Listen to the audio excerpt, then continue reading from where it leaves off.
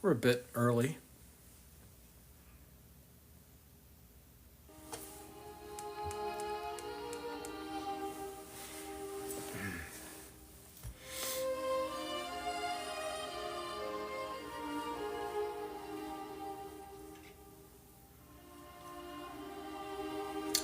So I'm in Western PA where I grew up, and this is there's more Ukrainians here than any other place in North America.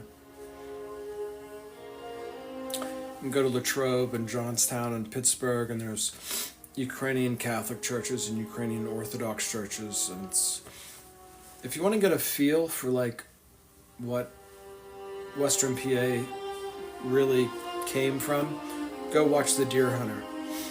So we're going to play a little bit of music here for a few minutes. This is Shostakovich's Piano Concerto Number 2.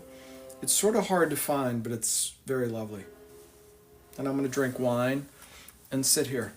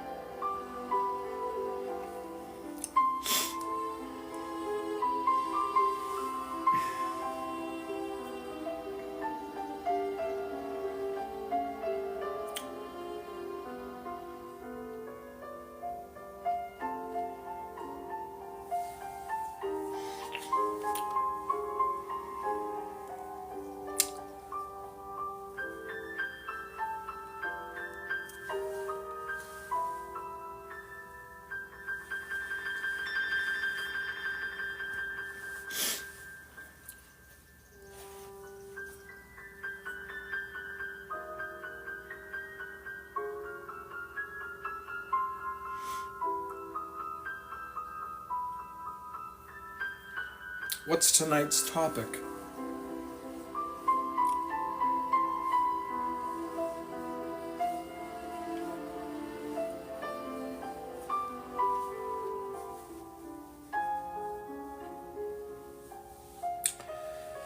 So my mom has Alzheimer's, so I just spent the last hour on the front porch drinking a Manhattan and playing Miles Davis Kind of Blue, and she was like, "Oh, this is very wonderful." And then I played this for her, and she goes, What is this?" And I'll say, "I think you know it, Mom." And she said, "No, I can't remember." And I'm like, "It's Russian." And she's like, I can't remember. So this is Shostakovich's Piano Concerto Number 2. And of course, the war in Ukraine is winding down. About 1 million people have been killed for no reason. What Putin wanted at the beginning of the war, Putin's going to get. Trump is a nothing burger. Just 1 million people are dead. 4 million people have left the country. Cities are bombed into fucking rubble, and am I allowed to say CUNTs? The CUNTs on MSNBC are just, oh my god, I can't believe what Trump and Putin have done. So, this is,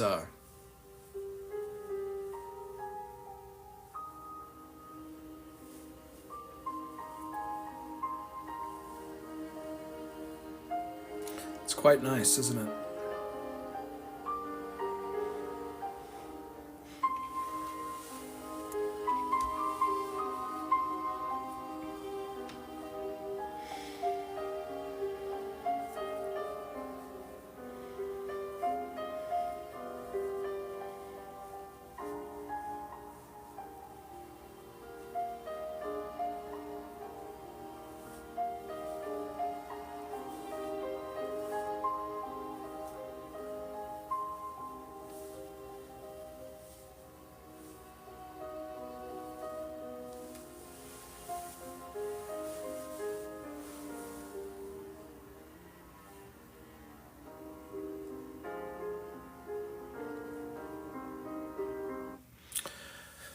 So, just a couple comments about Alaska. I mean, it just shows you everything. Like, America really doesn't have any leverage.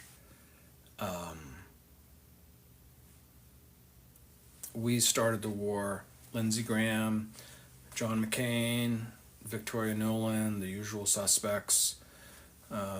Vicky passed out donuts. There were people in the Maidan thing. There was like they're shooting at both sides. Classic color revolution. There's a million men dead. I mean, just think about your local, I don't know, college football team or whatever. Here in Pennsylvania would be, excuse me. I think Beaver Stadium holds like 100,000 people, so you could fill Beaver Stadium 10 times with unalived bodies, and that's what your elected leaders have done. And there's nothing to show for it. We don't have anything to show for it, right?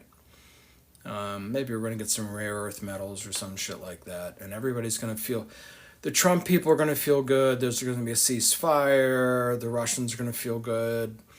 The evil doers like Victoria Nuland are going to feel good that we stood up to Russian aggression, even though they started the whole thing. It's just death and warfare for its own sake. So the ongoing thing we're talking about here, I'm trying to do this thing, and it generally pisses everybody off. I'm trying to do warfare and women or women in warfare, and it doesn't really work. Like, everybody like hates me. Although some woman from retired naval person said like she said some nice things. She said, I thought you were going to completely fall on your sword, and she said, as usual, you're right. But anyways, yesterday, I'm just going to go through this real quick, but about 15 years ago, I was training for a triathlon, and I came home and I was really worn out and really tired, and there was nobody at home. And I half fell asleep on the couch, and I had a vision, like not a dream, not like in between. It's like that System of a Down thing, like between the sacred silence and sleep kind of a thing. And then I went to Mass the next day, so I stole the Missalette recently because I wanted to read it to you, because I went to Mass the next day. And here was the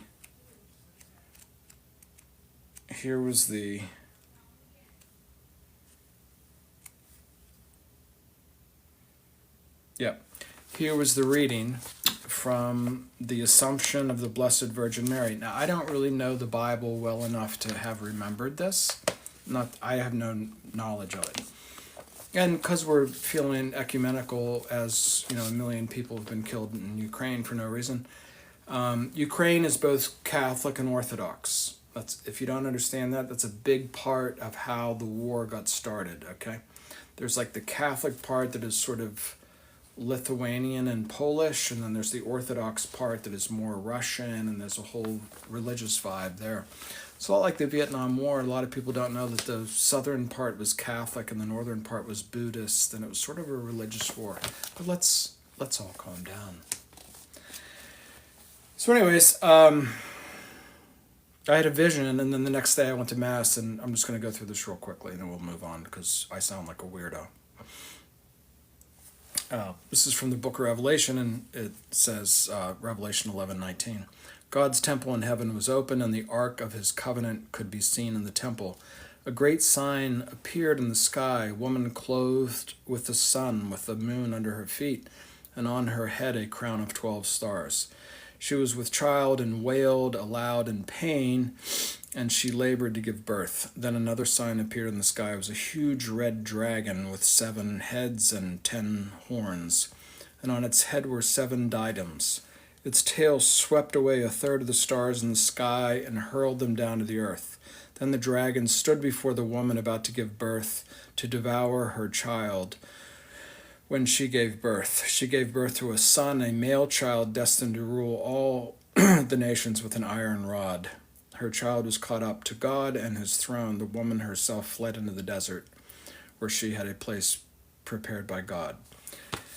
And it's not exactly word for word, but that was pretty much the dream I had the afternoon before, and it was very, very weird. And I don't talk about it very much. I've only told probably 4 or 5 people in my life about it. I don't think about it all the time, but so we have all these wars. We have Gaza, we have Ukraine, we have Libya, we have Afghanistan, we have Syria. And usually when you think about war, you think about pissed off men like shooting at each other and dropping explosives on each other, but you never really think about women. So the theme is women in warfare. And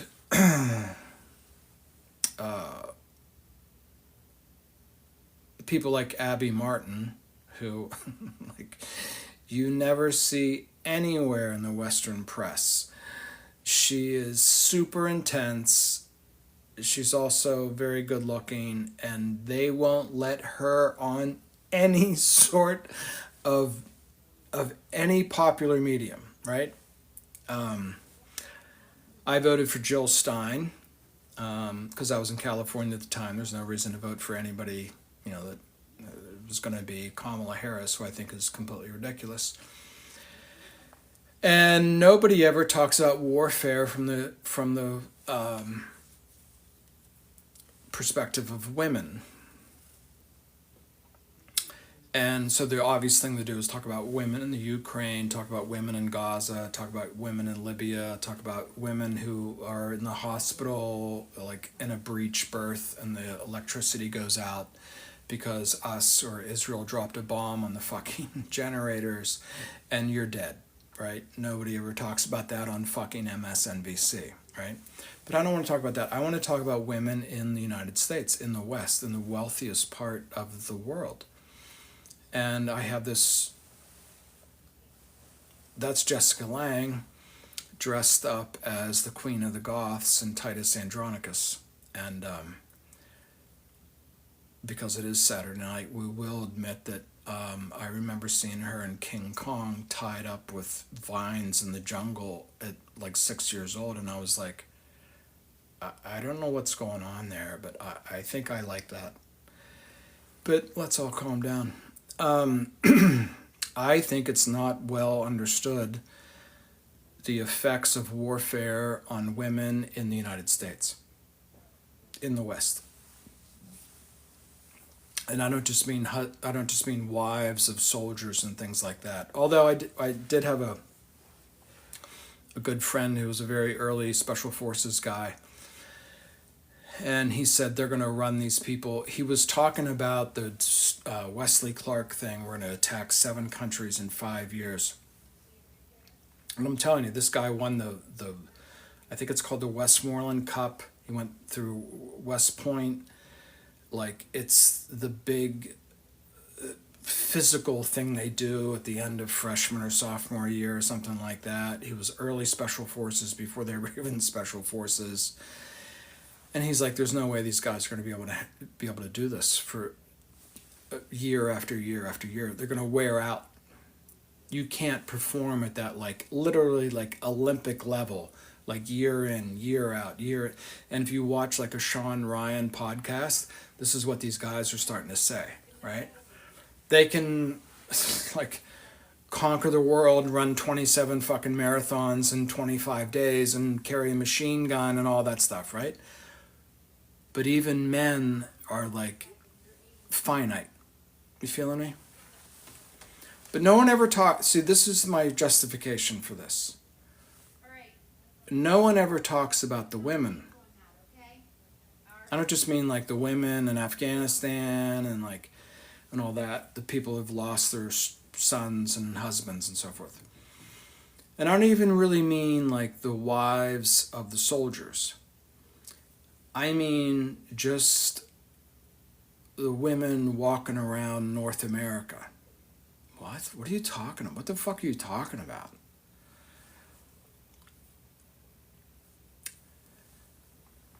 Because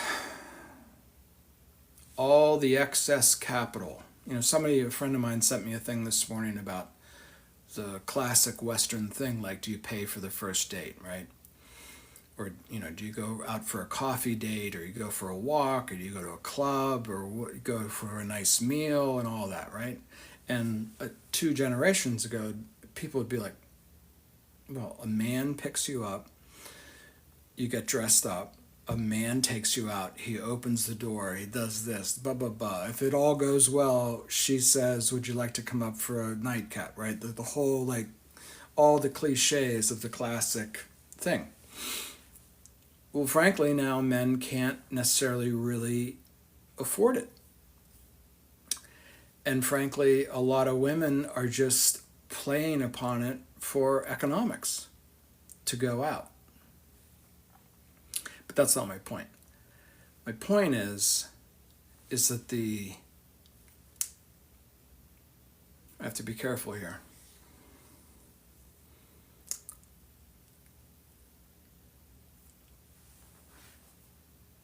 Men, even in today's society, like if you start playing baseball, you're going to play baseball all fucking 12 months of the year, right?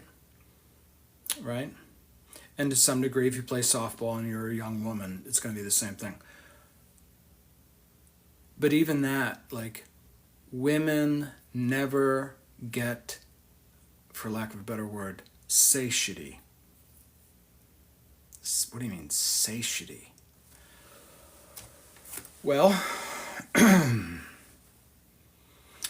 if you grew up in a rural area, if you grew up around farmers, like I'm on my dad's farm right now, and there's like sheep, like literally like out there with their lambs.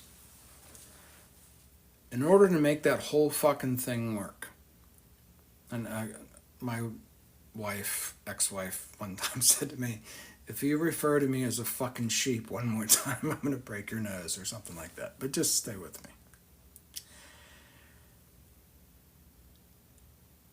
If the feminine doesn't have some semblance of security, there will be emotionally sorry. It will be emotionally a wreck. They will be physically a wreck. I hate to talk like this, but we're just going to have to go with it. Their cycles will be disrupted in a bad way. Like the normal, like, damn, I'm in heat, I'm out of heat, okay? And on TikTok, people start talking about that. Like they say they go into Home Depot, like when they're ovulating, and look at the muscular men. I think it's fun now that we can talk about that again, right? Because that's how it all works, right? But this idea that, like, if you took the neighbor's fucking poodle and ran them through my dad's sheep every 10 days, and just, even though the little asshole poodle wasn't any threat to the ewes, right? They would just constantly be like, and this is what America is. Nobody can relax. Nobody can just feel like, hey, you want to go out and like have a couple drinks and like, and get to know each other, right? Everything, and then you throw technology on top of this. And now, and a lot of my work that I've been trying to explain, is technology isn't just fun anymore. Technology is war. Palantir is war. Palantir is warfare. People are waking up to ChatGPT-5, and they're like, what is that? Like, it's not even better than the old shit. It's just more weird. It's just like a bad boyfriend. So, the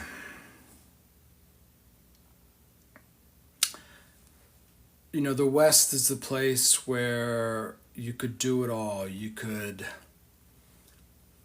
get any degree. You could sleep with whoever you want. We invented the pill. I'm not denigrating these things. These are the realities of where we are.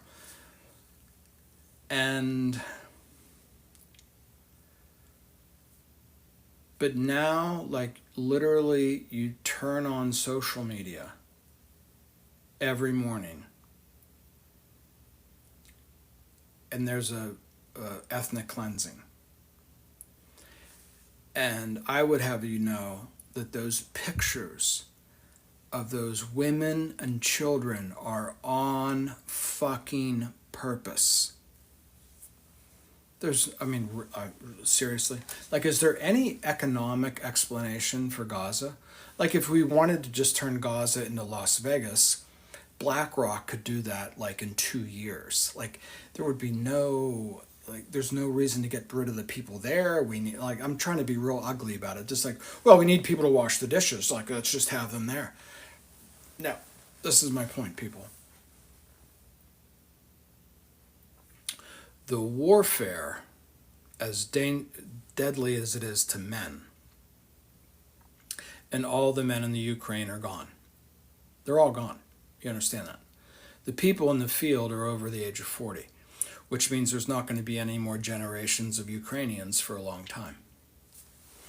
Again, that actually comes back to the Ukrainian women who were there. This is a story of why they think Ukrainian and Russian women are so beautiful, is because that part of the world has been through so many wars that the men that finally came back got to pick the prettiest girl in the village, and that's the only one that had kids. American women have no knowledge of this. Nobody talks about this. We talk about warfare like we talk about football. We don't talk about the resource. Nobody talks about I'm the only fucking guy that talks about it. Not Dr. Jeffrey Sachs, not Chris Hedges, although I think the world of those two guys. Nobody ever says that the primary occupation of the United States of America on a year-by-year basis is mass murder. $1 trillion against people who have never done anything to us. Libya never did anything to us. Iraq, even the first Gulf War, never did anything to us. Had a beef with Kuwait. Kuwait was stealing their oil. Syria, which is now run by ISIS. You can just go down the fucking list. None of these people ever did anything to the people of the United States of America.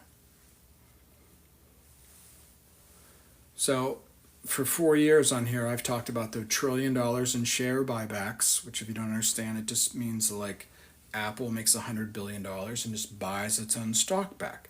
If Apple wanted to create cell phones in the United States, they could have built 20 times over.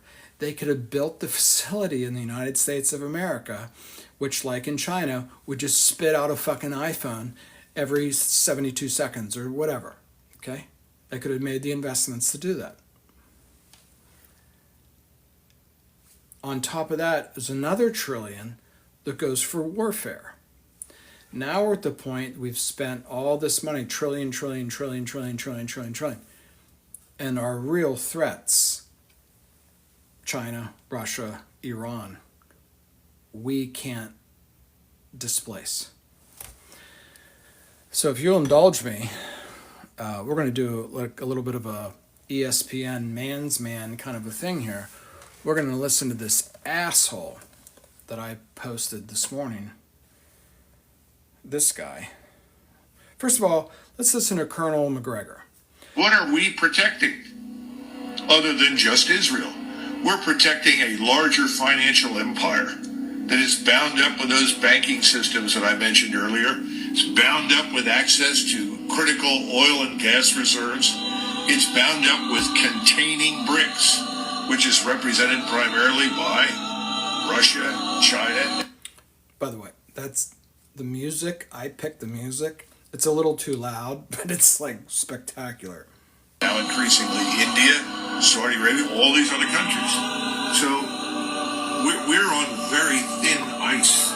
We're making promises that over the long term I don't think we can honor. A friend of mine said it very well to me last night. He said, "What is our staying power?" I don't think we have much staying power. we have the appearance of power.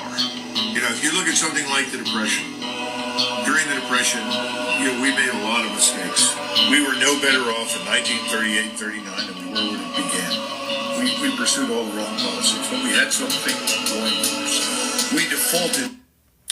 Okay, the music's too loud, forgive me, but you can go watch it yourself. His point is that during the Depression, think about this, like I'm in Western PA, like a third of the GDP of America was in Western PA. The steel mills, the coal mines, the natural gas, the glass, the like, just on and on and on. When the Depression happened, we had all that shit. Okay? Like we had the biggest steel mills in the world. And there was nobody in them because there was no demand for steel. So we all sat around and picked our nose and went, how do we create demand for steel? And there was an answer for that. It was eventually called World War II. I'm telling you people, I'm the only son of a bitch on here that says this, probably other than him. We have not made the capital investments in this fucking country for the last 25 years. We don't have that argument anymore. Just calm down, Linda. Okay. We have the natural gas, we have the oil, we have the soil, we have the energy. Okay, we have that. But like, just think about it for a minute. Like, you mean Apple has had like $100 billion a year? A year for the fucking iPhone came out in 2007. Call it 20 years. So you're talking like $20 trillion. It's not quite that. Sorry, it's not $20 trillion. But it's like 2, 3, 5, 7, like hundreds of billions of dollars is literally just thrown out the fucking window every year. And we worship this guy, right? Tim Cook, Warren Buffett, they've made so much market cap. Market cap doesn't fucking make anything. I lived through this with General Electric. What's his name? Jack Welch made market cap. And General Electric went bankrupt 15 years later. Because I've told this story 17,000 times on here. I called my friend who was the youngest engineer ever employed by GE. And I said, tell me about GE. He says they got nothing. He said in 15 years, he said, go to Germany. BMW's doing research right now that'll be in cars in 10, 15 years. He says they're doing no research. They've liquidated Schenectady. General Electric will not fucking exist in 15 years. It's exactly what happened. He told me that in 90 seconds. Okay? These people have spent all this money on these bullshit apps and tech, and now there's this super tech thing called AI, right? It's going to make everything. It's going to make corn make 7,000 bushels per acre and everything, right? It's this never-ending, infinite machine story, okay? So listen to this guy. And as you listen to him, I would suggest you stop thinking about left and right and California versus Texas and shit like that. Forgive me, but I'm just going to say, this is just white men, what you're about to hear. You're just going to hear white men. And I like to say that I gave up my white men card a long time ago.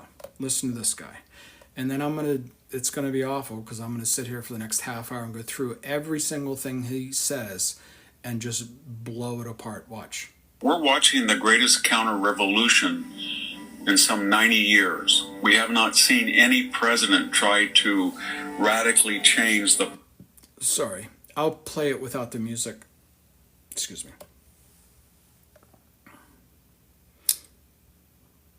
I think I'll play it without the music.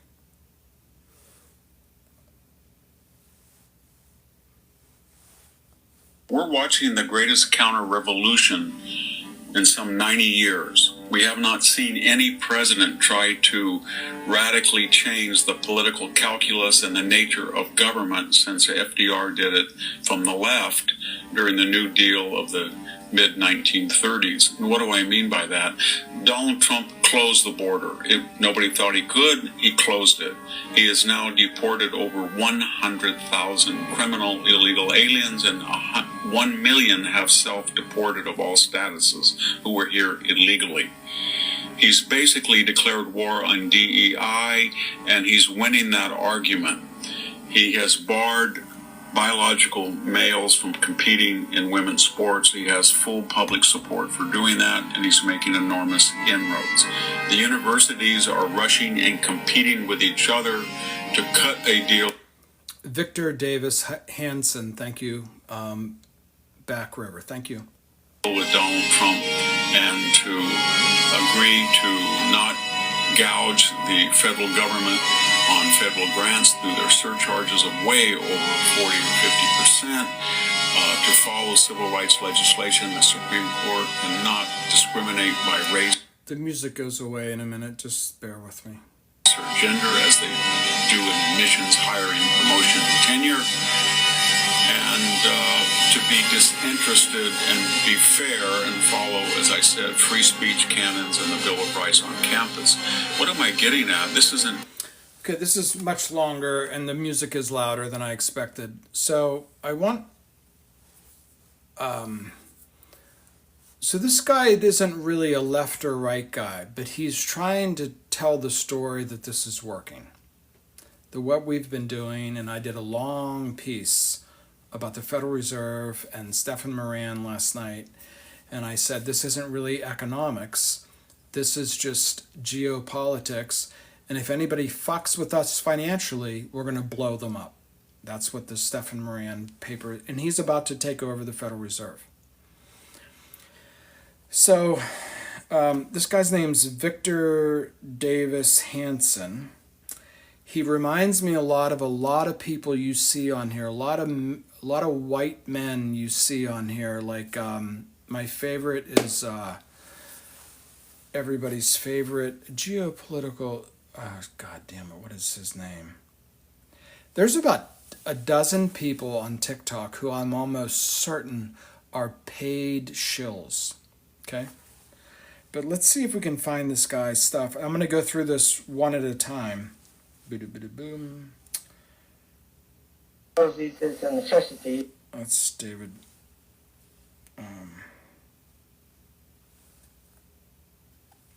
I'll start by saying, let's see if I can pull this off.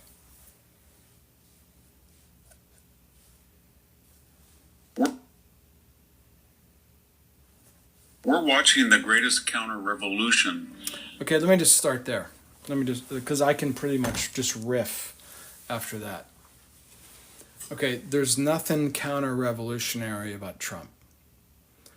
Trump is running the exact same playbook as all white people. I'm going to call them white people just because it's fun and it's Saturday night.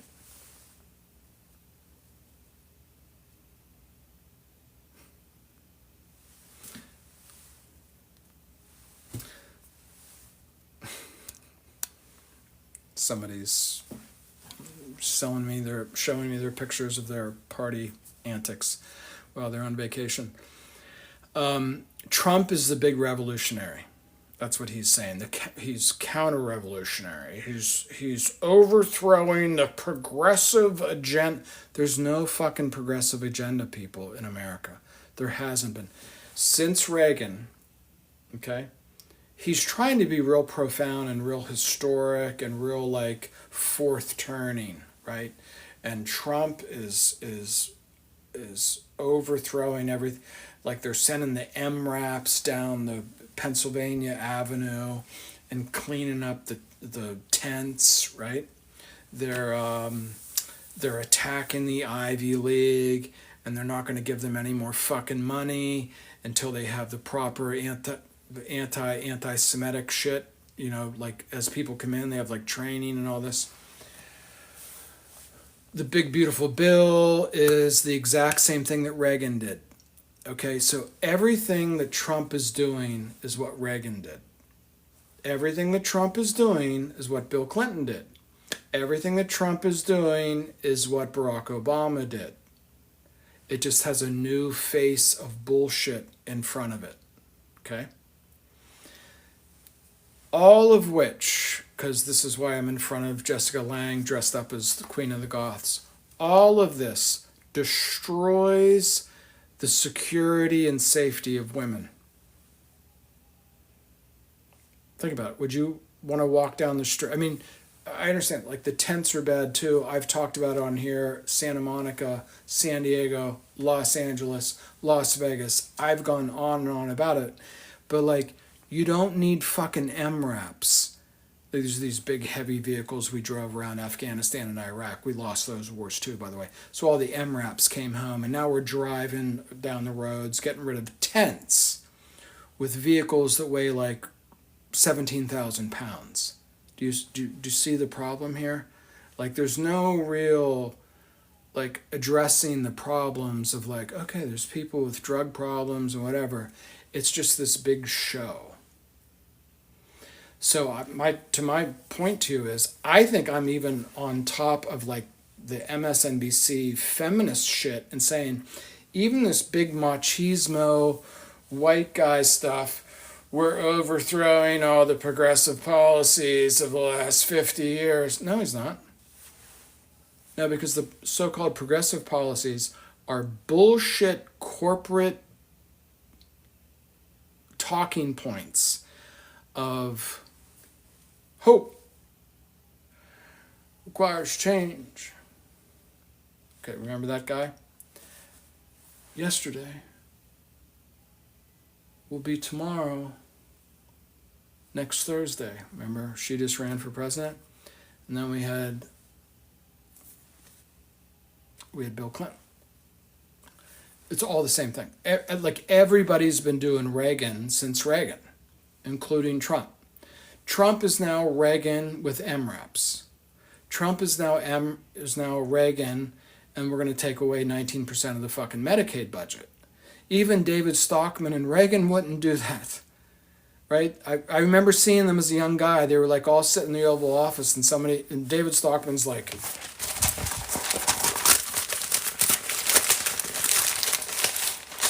okay, we can get another $172 million if we get rid of student lunches. And everybody looked at each other and like, no, we're not getting rid of fucking student lunches. Now we're getting rid of fucking student lunches. You feel me? That's all you need to know. All you need to know is student lunches. We got rid of student lunches. Now we're getting rid of fucking mom in the nursing home. That's where we are. That's why I'm sitting in front of a thing of the Queen of the Goths. Because that's how bad this is now. You'll notice that there's really not very many men who resist this. Have you noticed that? There's really, like, from either side. There's people upset about the temperature of the earth. There's people upset about where your kid can get their dick cut off and have a transsexual surgery. There's people that are, I don't know, very concerned about other. But there's nobody really concerned about what the fuck is really happening, right? Like, when did the Democratic Party? I just went to a Democratic Party event here, and I was like, we're fucked. There's nothing happening there. And my point is that, like, I'm doing the Titus Andronicus thing, like, all of this is eventually gonna unleash itself completely on women. You feeling me?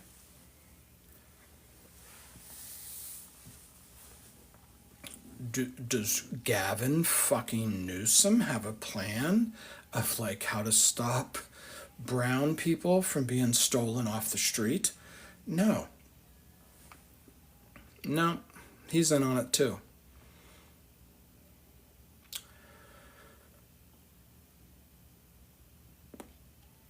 At the end of the Confederacy, in the city of Richmond, there was a strike of Confederate women.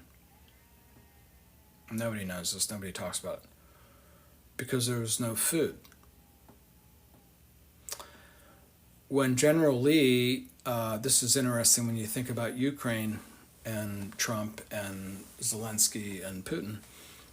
Just to be clear, Putin has completely destroyed the NATO-equipped Ukrainian armies for the last 3 years. It's not unlike the Civil War. Like, it's a grinding war of attrition, relatively equal in like technology, pretty close, but just a war of attrition. And now it's went from like 5-1 to 12-1 to 15-1 to 20-1. And now the Russians are about to take a big city that has something like 25 to 35,000 troops. They're like, it's just a big pincer movement, and it's going real bad for the Ukrainians. And at the end of the war, General Lee wrote 3 letters to Grant to begin the negotiation process for the surrender. It's either 3 or it wasn't until the 4th letter that Grant agreed to meet with him. That's what just happened in Alaska, people. Putin's like, I'm not taking any of your you motherfuckers started the thing that killed at least 500,000 Ukrainians and 500,000 wounded, whatever. You guys started this. And you think we're going to fly to fucking Alaska and you're going to threaten us with sanctions while we're destroying you on the battlefield, and we're going to set up you're going to fly B-2s over our fucking head, and we're going to do what do you understand like how the Western world has nothing? This guy, this big swinging dick, Trump, has nothing. That's why I'm talking about women. Because men won't even admit that I'm right. Okay? General Lee wrote 3 letters to Grant until there was a letter that Grant said, okay, we'll talk. Because Grant basically said, you have nothing. So what they did agree to, and you can even go into the final meeting,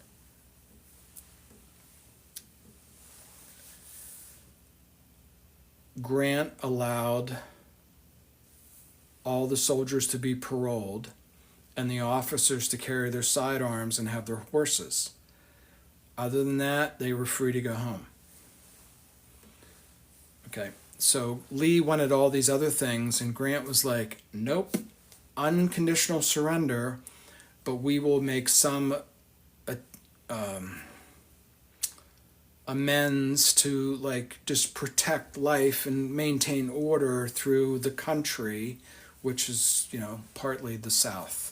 And I have a thing, if you followed me for some time, there's a piece of paper in my wall that was published here right at the end of the Civil War, and it's amazing. And the last paragraph is like, these troops left the battlefields after Appomattox. There was no food, there was no order, there was no shoes, there was no medicine, there was no fucking nothing. And that's where the Ukraine is right now.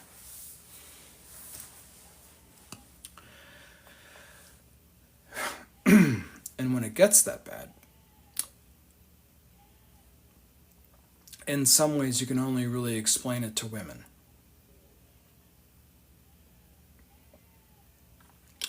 And I don't think people have understood here what's going to happen. I think Israel is going to be completely sanctioned. Okay, let's just put it like that.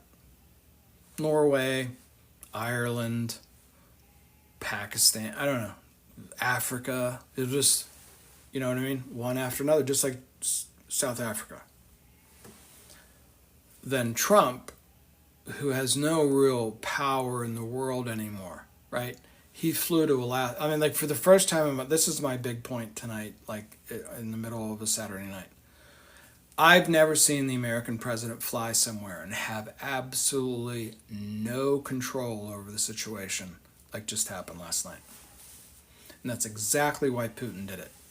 Oh, you're going to go to Alaska? Let's go to Alaska. Fly the fucking B-2s over me. Give me the red carpet. Show me a fucking grizzly bear. Whatever you want to do with your bullshit thing, you got nothing. In fact, I'm about to take over a city. It's like Pyrosk or Pyrock or something. And it's engulfed. And there's like 40,000. It's done. Ukraine is completely done. The whole country may be overrun. And we have this big swinging dick guy, and here's this financial guy. Anybody fucks with us, we're gonna give him 100-year bonds, and nobody's gonna fuck with our. They got nothing, people. When people are finally talking like that toxic masculinity, it's because they got nothing. Trump has nothing. Both the people that love Trump and the people that hate Trump should both be scared. They got nothing.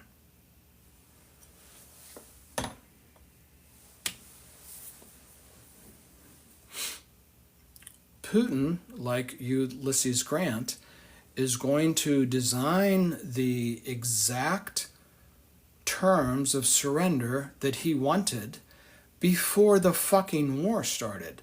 Exactly like Abraham Lincoln. Think about it. Abraham Lincoln didn't really say, we're going to destroy the South and unalive all the slave holders and all that. He said, no, the Union is going to be preserved. That's exactly what the fuck Putin has said. The union of Russian-speaking people is going to be preserved. Now, here's the part where I got 14 minutes and then I'll be quiet. I may have to react to this guy. Thanks, dude. Thanks.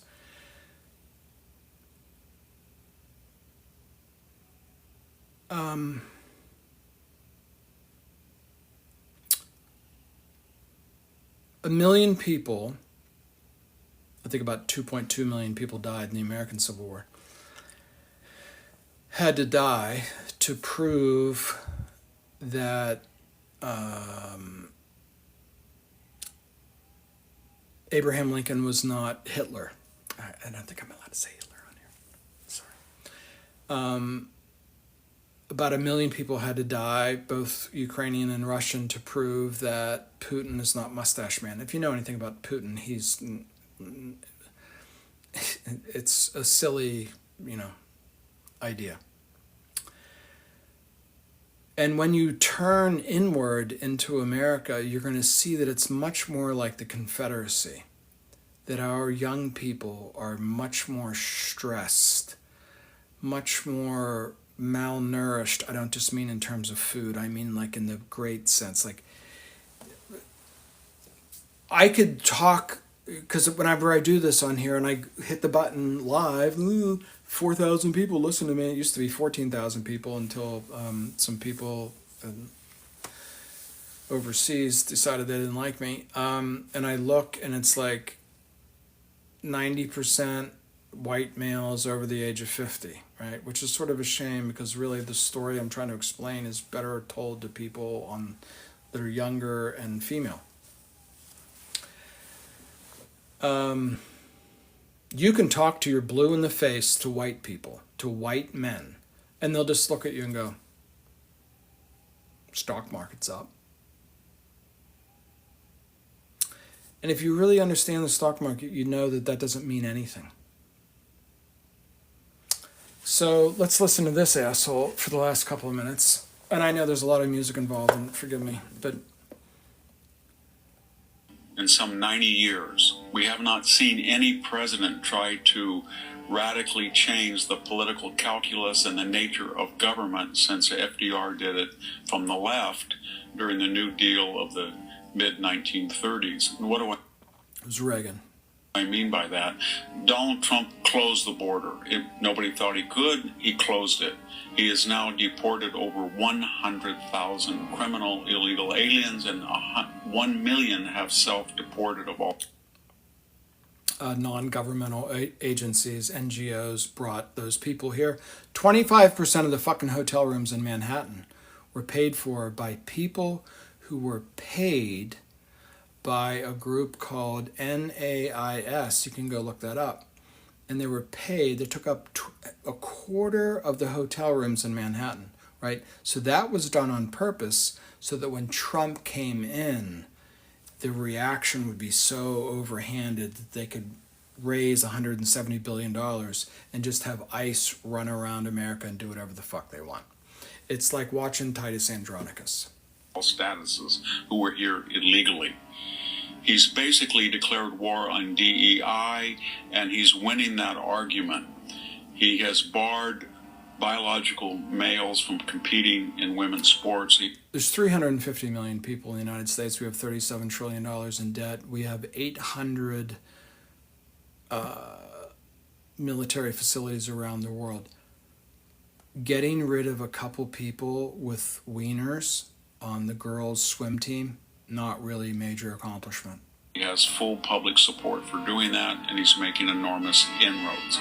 The universities are rushing and competing with each other to cut a deal with Donald Trump and to agree to... When in the fuck did we ever think that universities would have to answer to the presidential administration on what they're allowed to teach? I mean, where did that even come from in like the Western tradition? The whole point of a university is that it's almost like a religious institution, almost like a church. There's no political like thuggery going on. This guy thinks this is great. This is like the end of white men. Not gouge the federal government on federal grants through their surcharges of way over 40 or 50%, to follow civil rights legislation in the Supreme Court, and not discriminate by race or gender as they... We've had affirmative action conversations in this country for 150 years, right? Jim Crow. Are you allowed to exclude people from the water fountains? Are you allowed to exclude people from this? Are you allowed to include people? DEI just didn't show up in the last couple of years. Do admissions, hiring, promotion, and tenure, and to be disinterested and be fair and follow, as I said, free speech canons and the Bill of Rights on campus. What am I getting at? This isn't that Donald Trump is winning on all of these social and cultural issues. Abroad, we see that Iran... The music's going to tame down, but listen to this about Iran. Listen. And no longer poses a nuclear threat for the immediate future, that Israel's enemies, whether Hezbollah or Hamas or Houthis, are in disarray or are severely attrited. Iran is no longer a threat to the Gulf states or Israel, at least for the immediate future, and we see some progress with the Ukrainian war. People are angry. We see some progress with the Ukrainian war. Okay, let's just take these last two things, right? Because white men, this is like the Titus Andronicus thing. So white men are like the gods of war, right, for the last 500 years. So he's arguing that Iran has been completely neutralized, okay? As soon as those exchanges of missiles and airplanes, and for the most part, the missiles came from Iran, and the F-35 airplanes went to the other way, okay? A week later, China delivered SC-10s to Tehran. Iran knew it didn't have the money to compete with Western aircraft. And what are the planes from Su-37s, I think, are from Russia? Like, within 4 days, the fucking aircraft were delivered from China and Russia to Iran. This guy is just completely wrong. Okay? He's just making shit up the way that we have made shit up since 9/11. All the people you have seen on TV, right? General McCafferty and this Comey and everybody makes no difference about what party they're. Everybody you see on TV since 9/11 is completely full of shit. Right? So then he says, Israel, like Fareed Zakaria or whatever his name was like, Israel is clearly the most powerful. At the time he said that, Israel didn't have a port. Israel's airports had been blown apart. The fucking Houthis have driven the U.S. Navy out of the Red Sea. So let's just let this guy go on. About this counter-revolution for two reasons. It's succeeding, and it's succeeding beyond anybody's wild expectation. Naysayers, the Wall Street Journal news page, said we would be in a recession now. The tariffs would cause a trade war. We would see the stock market collapse. The opposite has happened. $15 trillion of foreign investment promised, and $300 billion in tariff revenue anticipated. We don't. $300 billion of tariff revenue. Dude, like our deficit is like $5 trillion. See what I'm getting at? All of these people you see on TV, they're like they have degrees, and they're, you know, universities and think tanks, and they like talk about Peter Zeihan. That's the guy I'm trying to think of.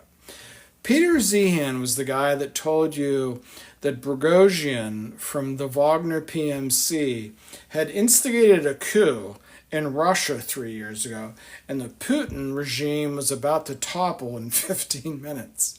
This is the kind of bullshit you live under in the English-speaking world. I don't know if these people are paid off or if they're just douchebags, but they have no fucking idea of what's going on. Okay? You can get on TikTok tonight and go look at those same 6 or 8 people that have told you for the last 3 years that Ukraine is kicking Russia's ass, right? Just hold on. We're only halfway through this guy. The eventual effects of these new tariffs, but for now, all of our economists who predicted gloom and doom were wrong. All of our cultural critics who said the universities would be destroyed by Donald Trump, that he would arrest innocent people who just happened to forget to get a visa, he wouldn't go after criminals, they are wrong too. So people are angry about this counter-revolution because it's working. But there's another reason why they're angry. He's not addressing the symptoms as he did in the first administration. He doesn't have people around him as he did in the first administration. Okay, music's dying down, so stay with me. Bill Barr, good man, but Bill Barr was not on the... Bill Barr, just because it's Saturday night, Bill Barr's father was the headmaster. You can't make this up. Bill Barr's father was the headmaster at the Dalton School, where Jeffrey Epstein became a math teacher without a college degree. MAGA agenda, Jim Mattis, people like Anonymous, Omar Rosso, all of these people who thought that they knew better than Donald Trump, and they would either stop what he was trying to do or reinterpret what he was trying to do. In other words, he has a team that is devoted to his counter-revolution, and more importantly, to the symptoms of the progressive project. Where is the revolution? Where is the fucking revolution in America since I don't know when? Where's the revolution? Is it in the tax receipts?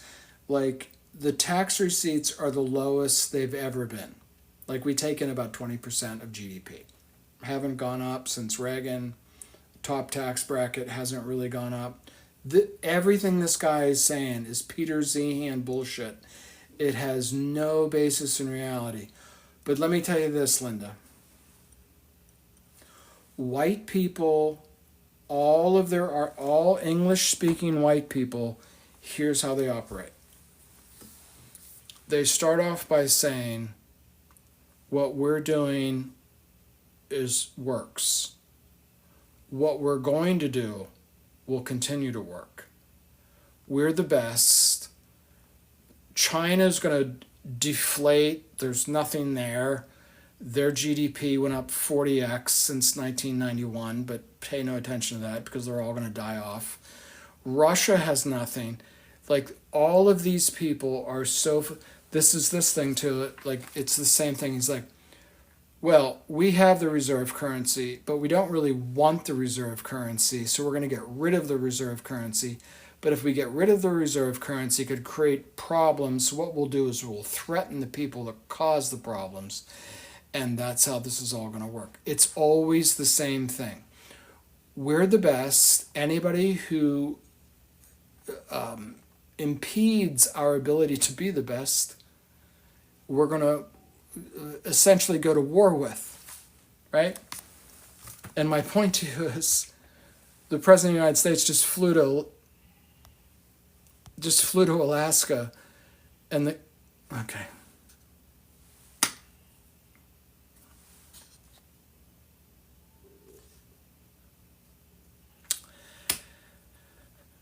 The president of the United States just flew to Alaska and to settle a war, and the other guy was like, I don't even give a fuck what you have to say about any of this. These people have nothing to say about anything. The symptoms of the Progressive Project are not just the Democrats exercising power in Congress or holding the White House. It's how they get that power. And they get that power through PBS and NPR, now defunded. Cable news and slanted network news now under assault when they lie and defame and face court ramifications. The universities that indoctrinate people now facing large fines, tax on their endowments, a renewed way. Just listen to this fucking guy. Like, everything you've grown up with about America since you were in 4th grade is being just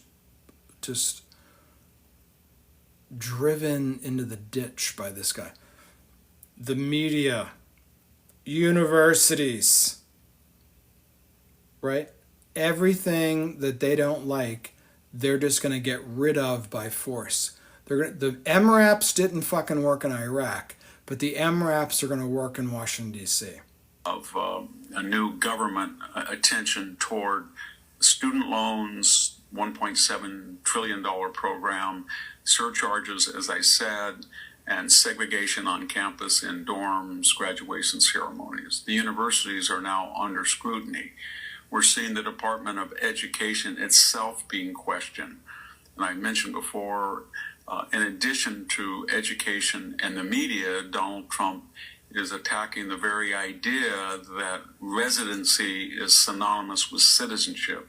That if you came here illegally, if you reside illegally, then you are eventually going to face a This guy is just slowly wiping away everything that America is based on, right? Everything, like residency. Okay, residency is not citizenship. Okay, that's why we have differences in the law. He's just wiping away the law. The law doesn't matter anymore, right? It's just whatever white people want. Shit isn't working out for us. Ukraine isn't working out for us. Libya didn't work out. Syria didn't work out. Afghanistan didn't work out. Nothing has worked out for the last 25 years. So what we're going to do is we're going to get rid of NPR. deportation. I don't like NPR either. Even if you have not been a violent criminal, and even if not, you haven't been served with deportation papers. So what he's trying to do is tell the American people that the left exercises power even when they do not control government, any branch of government, and they exercise power even though on most of the issues, if not all of them, their constituency is only 40%. The majority of the American people oppose their agenda, and they do this through the bureaucracies, through the media, through the universities, through the popular culture, and these are the very sources that Donald Trump is asking them to reform. This is like the deep, dark recesses of Nixon's brain, right? Nixon was a pretty good dude. I actually really liked Nixon. But this is the part that like we didn't like about Nixon, that he fought it. And I think in his final speech before he got on the helicopter, he was like, you can't let the bastards grind you down or something like that. But this idea that like, well, finally we're going to take out the fucking liberal bitches in the Ivy League and NPR and the media, and like this isn't supposed to be the government's realm at all, right? In our system, this isn't how it's supposed to work. Now, and the other thing is, this guy and all these people know that they don't have demographics on their side. So they're going to MRAP. You don't know what an MRAP is. They were built over the hill by John Murtha. I have a picture of me shaking his hand 35 years ago. They were the big heavy things that we had to build to drive down the roads of Afghanistan and Iraq because the IEDs were blowing up the Humvees. So in the bottom, they look like V-shaped watercraft, right? So when the bomb goes off, so we're going to run around North America in the cities with MRAPs and solve all of our fucking problems.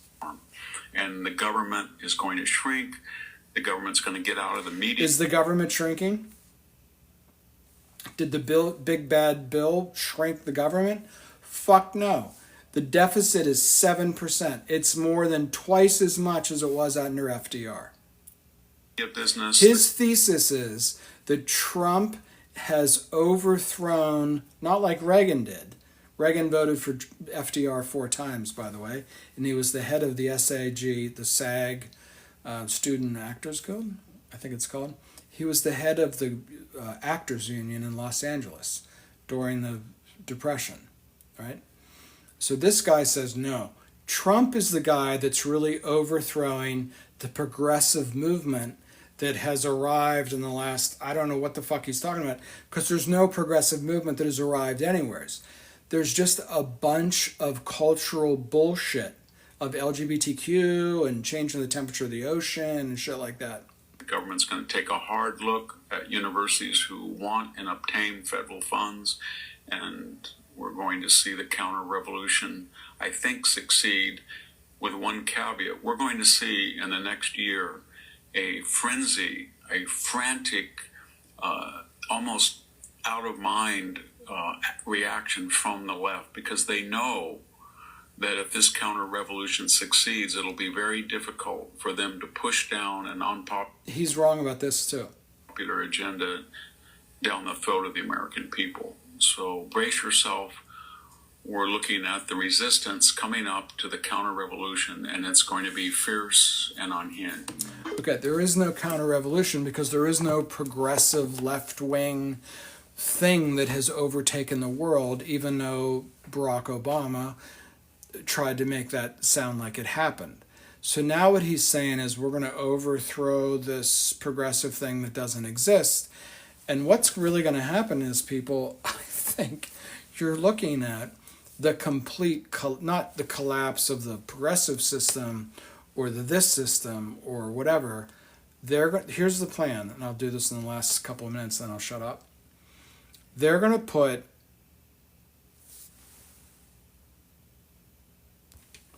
put trillions into AI. That's the only thing that the Trump administration... Nothing has really changed in Trump. Okay, so chicks with dicks can't go on the swim team of PSU. Like, really? That's the big accomplishment? This is very much like What's Your Roman Empire? This is the kind of stuff they did at the end of the Roman Empire. They put in limits on how much you could spend at a banquet and orgies and all these Mickey Mouse things that never amounted to anything, right? So just these feel-good things that we're getting back to, like, where white Anglo-Saxon Protestant men, like, controlled things and things were put together the right way and blah, blah, blah. Okay, he's just a goof. He doesn't know what he's talking about. And they're going to put...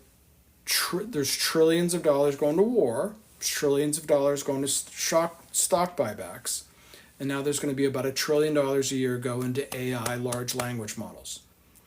For example, Facebook's going to build one in Louisiana that's about the size of Midtown Manhattan and below. It's almost the size of Manhattan. Okay? So the white people, the plan is $1 trillion into these AI systems so we can root out all these dirty, liberal motherfuckers that are fucking everything up. And I have a certain sensitivity to that, but, like, it's goofy the way they're going about it. Okay? Are they really changing the size of government? No. Did Doge really, like, cut all this spending? No. And for every dollar they cut, they're sending more money to the rich people, I'm going to be silly about it, to the rich white males, because they can feel that the castle's about to cave in. I don't know if it's going to be 6 months or 16 years or 60 years. But everything that guy just said is bullshit. Everything that happened last night in Alaska was basically a Russian guy flying in like,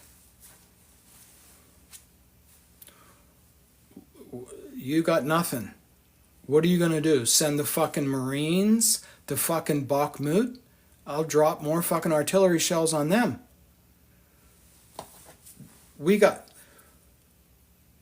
White people are incapable of realizing what the fuck has happened since 9/11.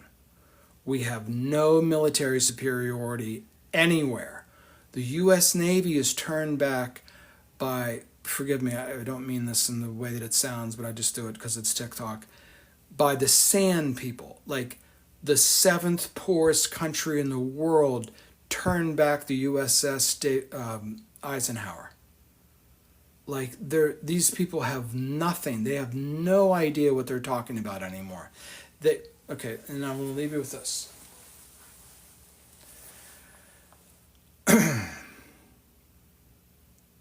Right, the whole plan is tech, right? The whole plan is AI.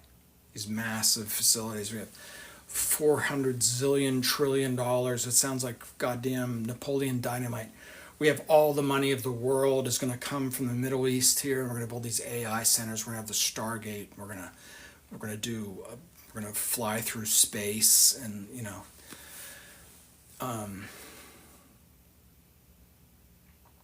where was I going with that? The U.S. government recently had to take an equity position in Intel. What? Intel didn't go bankrupt. You remember what happened to GM after 2008? Like, think about this for a minute. Like, from 2008, imagine how many fucking Suburban, like $67,000 Suburbans were sold to suburban housewives so they could drive around and take their kids to soccer practice and go buy shit at the mall, right? And what happened at the end of that? GM went bankrupt. Okay? We're about to completely dominate everything in tech. There's no way anybody's going to be able to keep up with us. It's unbelievable. Sam Altman says, I don't even know why anybody would try to keep up with us, right? We can't make the chips, people. They're restructuring Intel. They had to take an equity position in Intel just to keep the thing operating. One geopolitical fart around the world, and China is going to take over Taiwan and go like this with the lights and go like, hi, we're here to make the best chips in the world, and take over TSMC. The U.S. government had to take... So my last point to you in all this is the situation in the United States is so much worse. It doesn't mean that we're going to die, the dollar's going to collapse, and we're going to eat each other. I don't mean that. What I mean is the structural reality of what is happening here in the United States is so much worse than what you saw last night in Alaska, right? Like B-2s and, red carpets and testosterone and bullshit. Trump has nothing. Trump has nothing. Nothing. We don't even have the fucking chips to build this whole Stargate fucking fantasy. The government had to take over Intel. Do you understand what I'm trying to say to you? We don't even have the chips. Russia has shot 10,000 artillery shells at us for 3 years. We can't make 10,000 artillery shells a month. That's 10,000 a day. So the last thing, this is again the reason I'm sitting in front of Jessica Lang's head, other than the fact that it's a nice looking head, is most people walking down the street speaking English are not emotionally and intelligently capable of taking this in. Women are. I've struggled with this for a long time. I really have. I've tortured myself of like, how does Rachel Maddow get us to go to war? And I've never quite figured that out all the way. And I don't really know what to do about it, although it disturbs me like I can't even tell you. But I will tell you this. The fallout from that fucking war, women can understand. Tomorrow, we're going to talk a little bit more about the Assumption of Mary, so have a nice night.